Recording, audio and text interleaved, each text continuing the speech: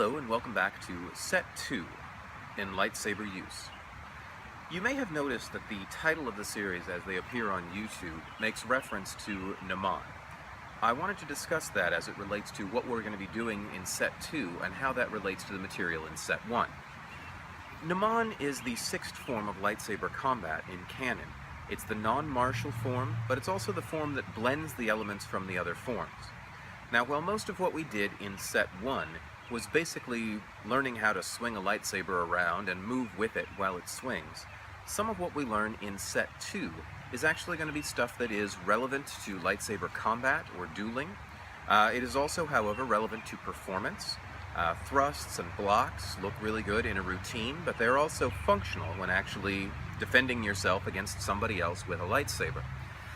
So part of my goal in this series is going to be to scaffold together those diverse elements, including footwork, some of which is practical, some of which is not, and saber movements, some of which are practical and some of which are not. So in Set 2, I wanted to start off with something pretty easy. I wanted to build on the idea of footwork as you got it in Set 1. Alright, in Set 1, we dealt with basic walking with a saber, and with turning around and going the other direction with that saber. Okay.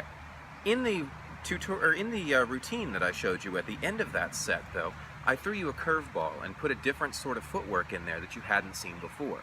I threw in a part pivot step. Okay, that was the section where I had you walking forward, and then I had you take your right foot, put it in front of you with the toe pointed inwards, and use that to turn your body around so that you could walk backwards. Okay, that turn is a form of a pivot step, and that's what I wanted to cover today. There are two main varieties of it, and which one you're going to want to use is going to depend on the sort of landscape that you're on and the sort of footing that you have.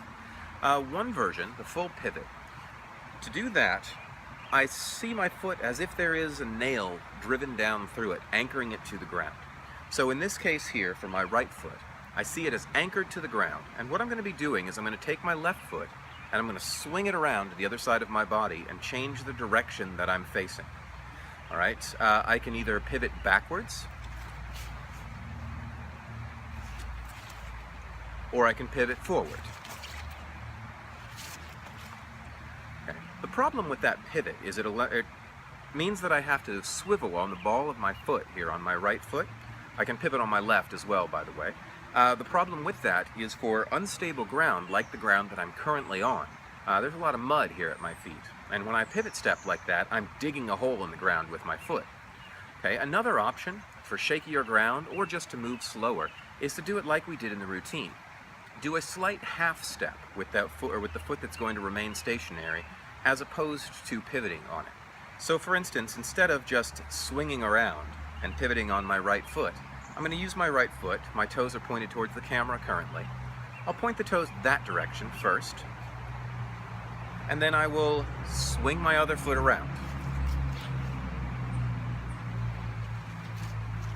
And to do it the other direction, I move my heel, pointing that direction, and then pivot around. Okay. That's a basic pivot step. It's not a very complicated maneuver, but it is something that you're going to want to learn how to do. Later moves, we're going to use that to travel, and we're going to use that to do some interesting things with moves like the blade barrier. What I would suggest for practicing this is practice back and forth.